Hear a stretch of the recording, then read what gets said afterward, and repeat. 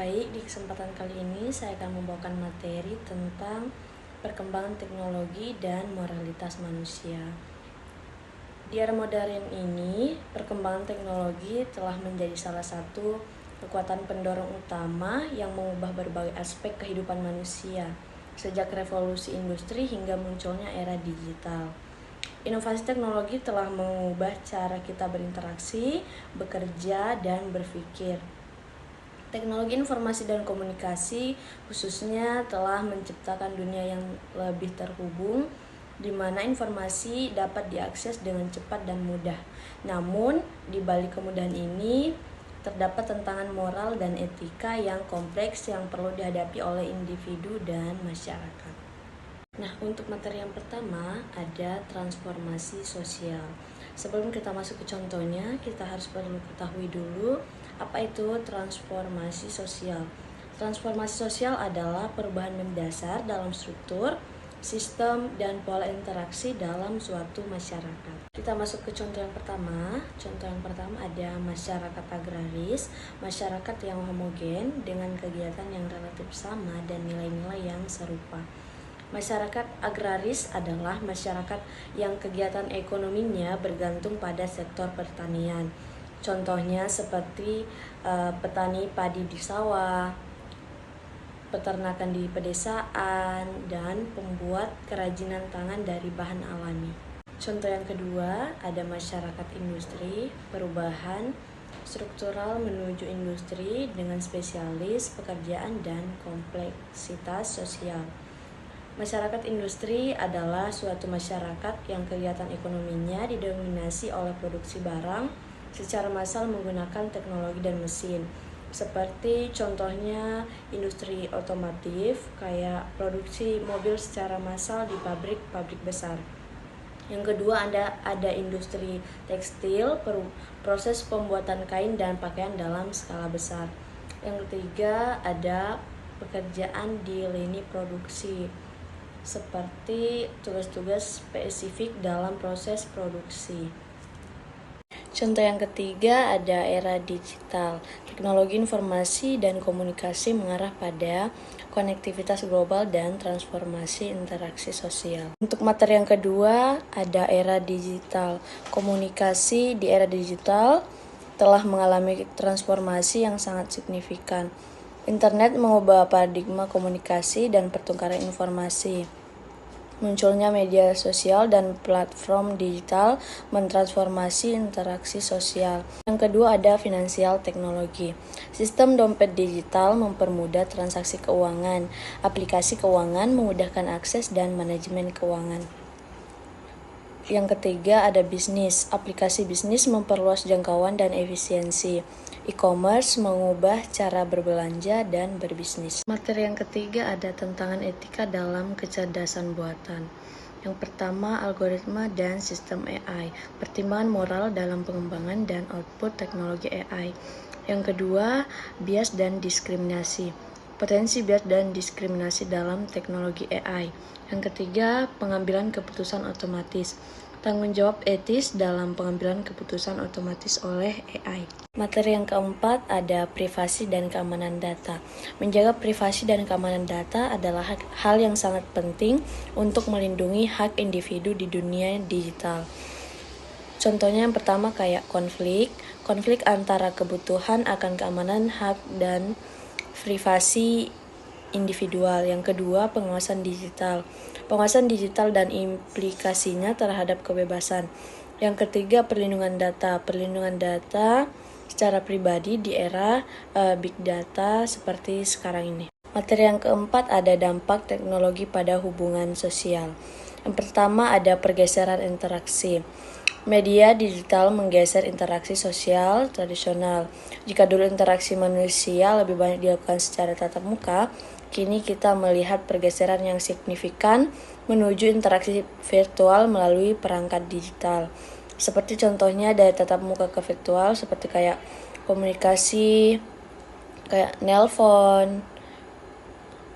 Yang kedua, ada belajar, kayak perkuliahan dan pembelajaran seperti melalui platform online seperti Zoom, Google Meet, dan sebagainya. Contoh yang kedua, dari interaksi sosial fisik ke digital, seperti media sosial, platform seperti Facebook, Instagram, dan TikTok. Contoh ketiga ada dari transportasi fisik ke digital, seperti e-commerce. Belanja online telah menjadi bagian tak terpisahkan dari kehidupan kita. Yang kedua ada perbankan digital. Transaksi perbankan seperti transfer uang, pembayaran tagihan, dan investasi. Contoh selanjutnya ada ketergantungan teknologi. Ketergantungan yang berlebihan pada teknologi dapat mengisolasi individu. Contohnya kayak kecanduan smartphone, ketergantungan pada perangkat kerja, navigasi kayak Google Maps untuk menemukan jalan. Selanjutnya belanja online dan sebagainya. Contoh yang ketiga ada komunikasi antar negara. Media digital menggeser interaksi sosial tradisional. Komunikasi antar negara yaitu proses pertukaran informasi, ide, atau pesan antara dua negara atau lebih. Contoh komunikasi antar negara seperti yang pertama, kunjungan negara, yang kedua, konferensi internasional, yang ketiga, perjanjian internasional, yang keempat, diplomasi, yang kelima, media massa. Materi yang keenam, teknologi sebagai katalis perkembangan moral. Yang pertama ada empati, meningkatkan empati melalui konektivitas global. Yang kedua ada pendidikan, membuka akses pendidikan dan informasi. Yang ketiga ada transparansi, mendorong transparansi dan akuntabilitas. Materi yang ketujuh yaitu kerangka etika dan regulasi. Sebuah kerangka etika dan regulasi yang baik dapat membimbing kita menuju masa depan yang lebih adil, inklusif, dan berkelanjutan. Kerangkanya ada 3. Yang pertama, standar etika global. Pentingnya kerjasama internasional dalam membangun standar etis. Standar etika global adalah seperangkat nilai dan prinsip moral yang berlaku secara universal dalam berbagai aspek kehidupan internasional seperti bisnis, politik, dan sosial. Contohnya seperti PBB, Organisasi Perdagangan Dunia atau WTO, dan G20. Kerangka yang kedua ada pedoman etis. Pengembangan pedoman etis dalam inovasi teknologi. Kerangka etika dan regulasi adalah seperti hukum yang mengatur penggunaan teknologi. Pedoman etis ini menjadi dasar pembuatan hukuman tersebut. Contoh pedoman etis yang pertama ada transparansi, yang kedua akuntabilitas, yang ketiga keadilan, yang keempat privasi. Kerangka yang ketiga ada peran institusi, peran lembaga pendidikan dan penelitian dalam mengkaji etika teknologi. Institusi pendidikan dan penelitian memiliki peran yang sangat krusial dalam membentuk landasan etis dalam pengembangan dan penggunaan teknologi. Mereka berperan sebagai pusat penelitian dan pengembangan, penghasil tenaga ahli, pembuat kurikulum, forum diskusi, dan konsultan kebijakan.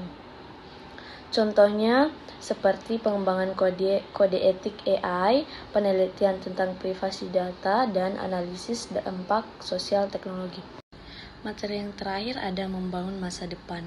Melalui kolaborasi global dan tanggung jawab bersama, teknologi dapat menjadi alat yang sangat kuat untuk menciptakan perubahan positif bagi kemanusiaan di masa depan. Yang pertama ada pendidikan, revitalisasi kurikulum dengan memasukkan literasi digital dan etika teknologi.